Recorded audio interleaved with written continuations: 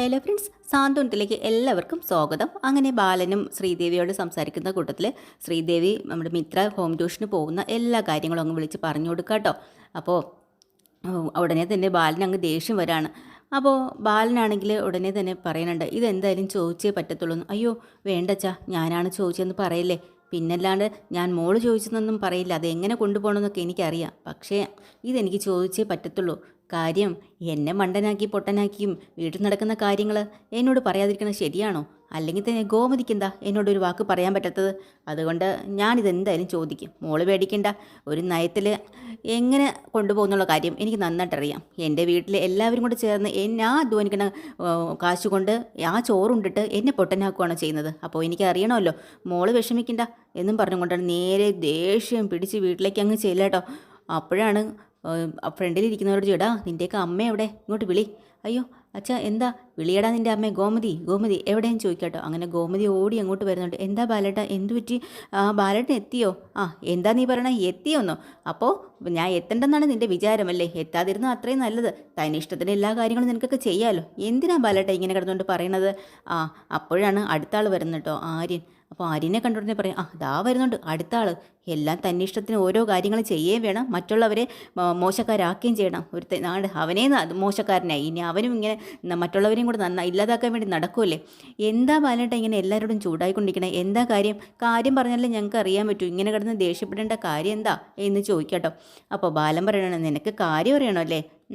എന്താ കാര്യം എന്ന് അറിയണോ അല്ലേ എന്നും പറഞ്ഞ് തിരിഞ്ഞു നോക്കുമ്പോഴാണ് മീനാക്ഷിയും നമ്മുടെ മിത്രയും കൂടെ അങ്ങോട്ട് കയറി വരുന്ന കേട്ടോ. അപ്പോൾ ഉടനെ മീനാക്ഷിയുടെ മുഖത്തൊക്കെ പറയാം, കൊള്ളാം, രണ്ടും കൂടെ മനുഷ്യന് നാണം കെടുക്കാൻ വേണ്ടിയിട്ട് ഒറ്റ കെട്ടായിട്ട് അങ്ങോട്ട് ഇറങ്ങിയിരിക്കുക അല്ലേ? കൊള്ളാം രണ്ടെണ്ണോ. അപ്പോഴാണ് ഉടനെ വീണ്ടും അയാൾ ചോദിക്കുന്നുണ്ട്, എടി നീ എന്ത് പണിയായി കാണിക്കുന്നത്? അപ്പോൾ ഉടനെ നമ്മുടെ ധർമ്മം വന്ന് പറയുകയാണ്, ഗോമതി ചേച്ചിയോട് ചോദിച്ചിട്ട് ഒരു കാര്യമില്ല, ഒരു കാര്യങ്ങളും അറിഞ്ഞൂടെന്നല്ലേ എപ്പോഴും അളിയൻ പറയണേ, പിന്നെ എന്തിനാ ചോദിക്കണേ? എടി ഗോമതി, ഈ വീട്ടിൽ എനിക്ക് എന്ത് സ്ഥാനമാണ് ഉള്ളത്? നീ പറ. പണിയെടുത്ത് ജോലി ചെയ്യാൻ വേണ്ടിയിട്ട് മാത്രമുള്ളൊരു കഴുതയാണല്ലേ ഞാൻ? ഈ വീട്ടിൽ നടക്കുന്ന കാര്യങ്ങളൊന്നും എനിക്ക് അറിയേണ്ടെന്നാണോ നീ പറയണത്? അപ്പോൾ ഉടനെ ഭഗവതി ചോദിക്കുക, എന്താ ബാലേട്ട ഇങ്ങനെയൊക്കെ സംസാരിക്കണത്?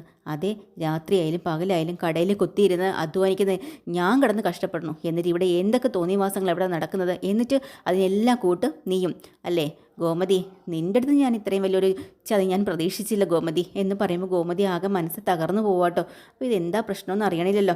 അപ്പോൾ വീണ്ടും പറയാണ്, ഗോമതി നിനക്ക് കാര്യം അറിഞ്ഞേ പറ്റുള്ളൂ അല്ലേ? അതെ, പിന്നല്ലാണ്ട് എല്ലാവരോടും ഇങ്ങനെ ചാടിക്കടിച്ചുകൊണ്ട് നിന്നാൽ കാര്യം അറിയാതെ എന്താ പറയുക?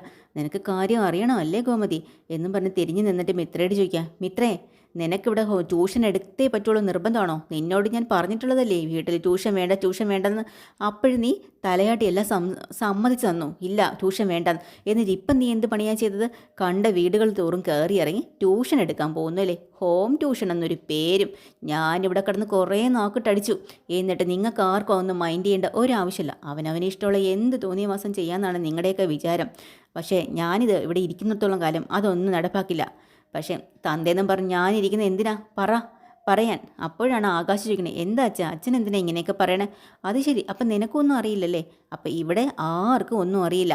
ഒറ്റ കെട്ടായിട്ട് തന്നിഷ്ടപ്പെട്ട കാര്യത്തിലാണ് ഓരോ കാര്യങ്ങൾ ചെയ്യുന്നതല്ലേ? എന്നിട്ട് മീനാക്ഷിയുടെ നേരെ തിരിഞ്ഞിട്ട് പറയാം, മീനാക്ഷി ഓരോ കേസ് കെട്ടുകൾ കൊണ്ടുവരും, എന്നിട്ട് ഓരോ വീട് തോറും ഓരോ പിള്ളേരെ പിടിച്ച് കൊടുക്കാമെന്ന് മിത്രയ്ക്ക്, എന്നിട്ട് വീടുകൾ തോറും കയറി ട്യൂഷൻ എടുക്കാമെന്ന്. എന്നിട്ടോ ഇതൊക്കെയാണ് ഇവരുടെ പണി. അപ്പോൾ ഉടനെ ഗോമതി പറയാം, അല്ല ബാലേട്ട ഒന്ന് സമാധാനപ്പെട്ട്, ഈ കാര്യം എനിക്ക് അറിയായിരുന്നു, ഞാൻ ബാലേട്ടനോട് പറയാത്തതാ. കാര്യം എന്ന് വെച്ചാൽ പറയണമെന്ന് വിചാരിച്ചിരിക്കുകയായിരുന്നു. അത് ശരി, എന്നിട്ട് എന്താ നീ പറയാത്തത്? അല്ല അത് സമയം വരട്ടെ എന്ന് വിചാരിച്ചു. ഓ അത് ശരി, നീ ഒരു കാര്യം ചെയ്യ്, കണിയാരെ കൊണ്ടുപോയി മുഹൂർത്തമെല്ലാം കുറിച്ചിട്ട് വാ, എന്നിട്ട് നീ പറഞ്ഞാൽ മതിയല്ലോ. അങ്ങനെയല്ല ബാലേട്ട, ഇന്നലെ രാത്രി വന്നപ്പോഴും ബാലേട്ട ഭയങ്കര ദേഷ്യത്തിലായിരുന്നല്ലേ? അത് ശരി, അപ്പോൾ ഈ കാര്യം കേട്ടാലും എനിക്ക് ദേഷ്യം വരും നിനക്കറിയാം, എന്നിട്ടാണ് ഇതൊന്നും നീ പറയാത്തത്? അല്ല ബാലേട്ട, അങ്ങനെയല്ല എടി. എന്നിട്ട് നേരെ മീനാക്ഷിയോട് തിരിഞ്ഞിട്ട് പറയാം, ട്യൂഷൻ വേണ്ട, മണ്ണാങ്കട്ടെ ഒന്നും വേണ്ട, ഞാൻ വ്യക്തമായിട്ട് പറഞ്ഞതാ. എന്നിട്ടും അനുസരിക്കാതെ എന്നെ ധിക്കരിച്ച് വീട് തോറും പോവും. രണ്ടുപേർക്കും അതാണ് താല്പര്യം. പിന്നെ എൻ്റെ അഭിമാനത്തിനും അന്തസ്സിനൊക്കെ ഓരോ വേലയും കൽപ്പിച്ചിട്ടില്ല എന്ന് പറയുമ്പോൾ മിത്ര പറയാം, അങ്ങനെയൊന്നും അല്ല കാര്യങ്ങളെന്ന് പറയണമെന്ന് മിണ്ടരുത്, മിണ്ടിപ്പോവരുത്. അപ്പോൾ പറയും നീ പഠിക്കണവളാണ്, നീ പഠിച്ചാൽ മാത്രം മതി, ഇതിനിടയിൽ കൂടെ തെണ്ടി നടന്ന് ട്യൂഷനെന്നും പറഞ്ഞുകൊണ്ട് നടക്കേണ്ട കാര്യം എന്താ? ഞാൻ എന്തെങ്കിലും ഒരു കാര്യം പറയണമെങ്കിൽ അതിനൊരു കാരണമുണ്ടാവും. ഞാനൊരു 1000 പ്രാവശ്യം ചിന്തിച്ചിട്ടേ ഓരോ കാര്യങ്ങൾ പറയാറുള്ളൂ. എന്നിട്ട് അതുകൊണ്ടാണ് ഞാൻ നിന്നോട് പറഞ്ഞത് ട്യൂഷൻ എടുക്കണ്ടെന്ന്. നിനക്ക് എന്താണ് ഇത്ര വാശി ട്യൂഷൻ എടുത്ത് തന്നെ നടക്കണമെന്ന് അല്ലേ? എന്നിട്ട് ഇവിടെ പഠിക്കുന്ന കൊച്ചിനെ കൊണ്ട് ട്യൂഷൻ വിട്ട് അവിടെ നിന്ന് പൈസയും വാങ്ങി തിന്നോണ്ട് നടക്കുന്നവനാണെന്ന് പറഞ്ഞൊരു പേരുദോഷം കൂടെ എനിക്ക് വാങ്ങിച്ചു തരുവാ അല്ലേ എന്നും പറഞ്ഞിട്ട് കുറേ വഴക്കൂട് കേട്ടിട്ട് മിത്രയ്ക്ക്. എന്നിട്ട് പറയാം, പിന്നെ നല്ലത് പറഞ്ഞെന്നാ നിനക്ക് എന്താടി മനസ്സിലാവാത്തത്? ഇതെങ്ങനെ അറിഞ്ഞു എങ്ങനെ അറിഞ്ഞില്ലെന്നൊന്നും നീ അറിയേണ്ട ആവശ്യമില്ല എന്നൊക്കെ പറഞ്ഞ് ശരിക്ക് വഴക്കൊടുക. എന്നിട്ട് മീനാക്ഷിയുടെ മൂത്തോക്കി പറയാം, മീനാക്ഷി നീ ഒറ്റ ഒരുത്തിയാണ് ഈ വീട്ടിലെ എല്ലാ പ്രശ്നത്തിനും കാരണം, നീ മാത്രമാണ്. മിത്ത നിന്നെക്കാൾ ഇളയ കുട്ടിയല്ലേ, ആ കുട്ടിക്ക് നല്ലത് പറഞ്ഞു കൊടുക്കേണ്ട നിൻ്റെയും കൂടെ കടമയല്ലേ, എന്നിട്ടോ അവളെ കൊണ്ട് നടന്ന് ഇല്ലാക്കാൻ നടക്കണം. നിനക്ക് നിൻ്റെ കാര്യം നോക്കി നടന്നാൽ പോരെ മീനാക്ഷി? എന്തെങ്കിലും ഒരു കുഴപ്പം ഈ വീട്ടിലുണ്ടാക്കിയാൽ മാത്രമേ നിനക്ക് സമാധാനം ഉണ്ടാവുള്ളൂ. മിത്ര നിൻ്റെ ഇളയതായിട്ട് പോലും നീ ഇങ്ങനെയൊക്കെ ചെയ്യുന്നു അല്ലേ? നീ ഒറ്റ ഒരുത്തിയാ. നീ ഇവിടെ കല്യാണം കഴിഞ്ഞ് പടി ചവിട്ടിയതിന് ശേഷമാണ് ഈ കുടുംബം ഇങ്ങനെ ഇത്രത്തോളം പ്രശ്നങ്ങളായത്. അപ്പോൾ ഉടനെ തന്നെ മീനാക്ഷി പറയാം, അച്ഛാ ഞാൻ ആരെയും ഇളക്കിയൊന്നും വിട്ടിട്ടില്ല, അച്ഛാ എന്നെ ഇങ്ങനെ പറയരുത്. എടി അങ്ങനെയല്ല, നീ ഈ വീട്ടിൽ വലത് കാലം വെച്ച് അന്ന് തുടങ്ങിയത് തന്നെയാണ് ഈ വീട്ടിലെ നാശം. എല്ലാ പ്രശ്നങ്ങൾക്കും കാരണം നീ ഒറ്റ ഒരുത്തിയാണ്. എല്ലാ കാര്യങ്ങളും നീ അങ്ങ് തീരുമാനിക്കണം, നീ അങ്ങ് പറയണം അല്ലേ? പിന്നെ ഞാൻ എന്തിനാ ഇവിടെ? ഒരു കാര്യം ചെയ്തോ, നീ എല്ലാ കാര്യങ്ങളും നീ തന്നെ ചെയ്തോ, അതാണ് നല്ല കാര്യം. അല്ലെങ്കിലും ഇവിടുത്തെ എല്ലാ കുഴപ്പത്തിൻ്റെയും ആണി നീ മാത്രമാണ് എന്നും പറഞ്ഞുകൊണ്ട് ഒരുപാട് വഴക്ക് പറയാട്ടോ മീനാക്ഷി മനസ്സ് തകർന്ന് ശരിക്കും കരയുന്നുണ്ട്. അപ്പോഴാണ് മിത്ര പറയാം, അല്ല അങ്ങളെ അങ്ങനെയല്ല, ഞാനാണ് കുറ്റക്കാരി, മീനാക്ഷി ചേച്ചിയെ കുറ്റം പറയരുതേ, ഞാൻ പറഞ്ഞിട്ടാണ് മീനാക്ഷി ചേച്ചി ഇതിനൊക്കെ നിന്നത്. അല്ല ശരി, നീ മിണ്ടിപ്പോവരുത്. എല്ലാവരും മുമ്പിലും നിൻ്റെ മുമ്പിലും ഞാൻ ഇനി പഞ്ചപുച്ച അടഞ്ഞിങ്ങനെ നിന്ന് തരാം. ഒരു കാര്യം ചെയ്യ്, കുടുംബത്തിലെ എല്ലാ കാര്യങ്ങളും നീ തന്നെ അങ്ങ് ചെയ്തോ എന്നും പറഞ്ഞു മീനാക്ഷിക്ക് ശരിക്ക് കൊടുക്കുക കേട്ടോ.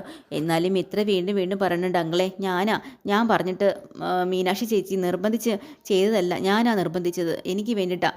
അപ്പോൾ ഞാൻ ഈ കാര്യം പറഞ്ഞപ്പോൾ തന്നെ മീനാക്ഷി ചേച്ചി പറഞ്ഞത് എന്നോട് വേണ്ട, അച്ഛൻ അറിഞ്ഞാൽ പ്രശ്നമാവുമെന്ന്. എന്നിട്ടും ഞാൻ നിർബന്ധിച്ചതുകൊണ്ടാണ് മീനാക്ഷി ചേച്ചീനെ, അതുകൊണ്ട് മീനാക്ഷി ചേച്ചി വഴക്ക് പറയല്ലേ എന്നും പറഞ്ഞ് മീനാക്ഷി പൊട്ടിക്കരഞ്ഞും കൊണ്ട് മീനാക്ഷി അങ്ങ് പോവാട്ടോ. അപ്പോൾ ഉടനെ തന്നെ മിത്രയ്ക്ക് ദേഷ്യം വരാം കേട്ടോ.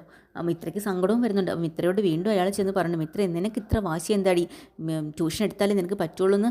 ആര്യൻ ഇവിടെ ജോലി ചെയ്യണതും പോരാ, അതിനപ്പുറമായിട്ട് ഓവർ ടൈമും ചെയ്യുന്നു.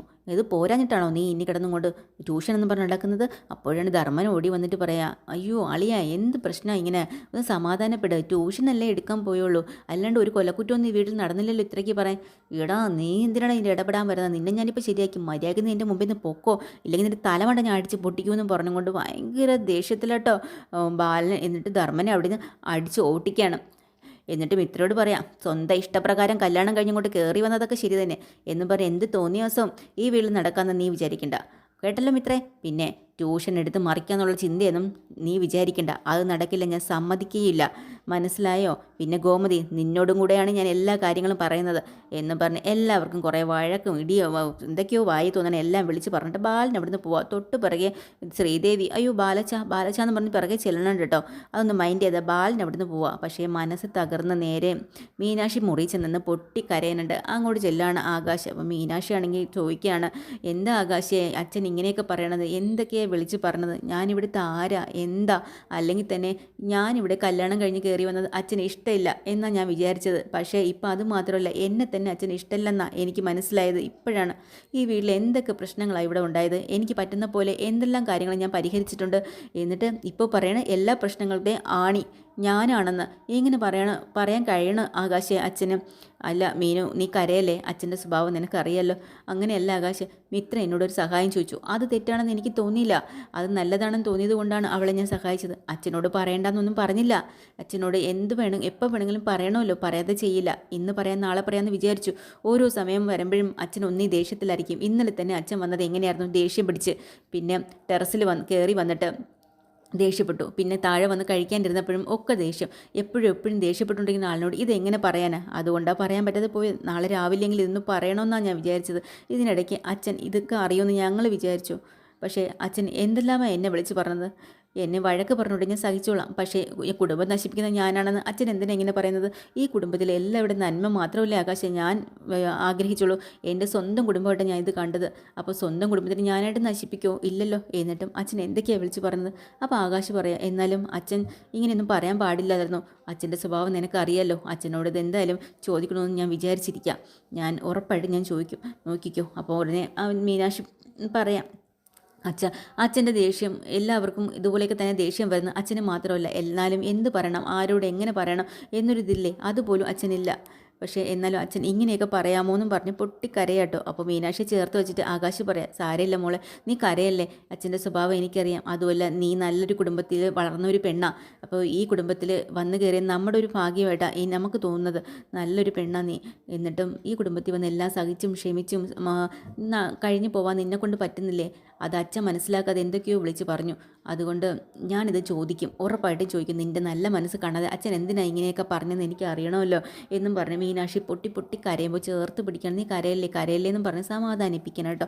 അങ്ങനെ നേരെ ബാലൻ ദേഷ്യം പിടിച്ച് മുറിയിലേക്ക് കയറിപ്പോയല്ലോ. തൊട്ട് പറയുക ഗോമതി അങ്ങോട്ട് ചെന്നിട്ട് ബാലനോട് പറയാം, ബാലേട്ടൻ എന്ത് ഭാവിച്ചിട്ടാണ് ഈ നടക്കുന്നത്? എനിക്ക് അറിയാഞ്ഞിട്ട് ചോദിക്കാം. എന്ത് ഭാവിച്ചിട്ടാണ്? നീയും കൂടി ചേർന്നല്ലേ ഇതൊക്കെ നടക്കുന്നത്? അങ്ങനെയല്ല. ഈ ട്യൂഷൻ്റെ കാര്യമെന്ന് പറഞ്ഞാൽ അവൾ ട്യൂഷനൊന്നും എടുക്കാൻ പോയി തുടങ്ങിയിട്ടില്ല. കാര്യം പറഞ്ഞു തീരുമാനിച്ചത് മാത്രമേ ഉള്ളൂ. അതറിയോ?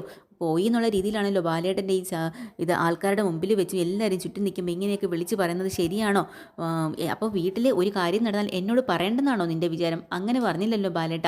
പിന്നെ മീനാക്ഷിയോട് തീരുമാനിച്ചെന്ന് മാത്രമേ ഉള്ളൂ. നല്ലൊരു കാര്യമല്ലേ അവൾ ചെയ്തത്.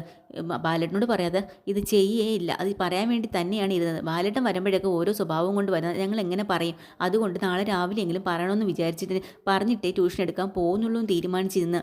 എന്നിട്ടാണ് ഇപ്പോൾ രണ്ടുപേരെയും കൂടെ വായി തോന്നണം എല്ലാം വിളിച്ച് പറഞ്ഞത് അല്ലേ? ഓ, അല്ലെങ്കിൽ തന്നെ എന്തെല്ലാം കാര്യങ്ങളാണ് ഞാൻ അറിയാതെ ഇവിടെ നടക്കുന്നത്. ഓ, ഞാൻ അതൊന്നുമല്ല ബാലേട്ടനോട് പറഞ്ഞത്. ബാലേട്ടൻ ചെയ്തത് ശരിയായില്ലെന്ന് മാത്രമേ പറഞ്ഞോളൂ.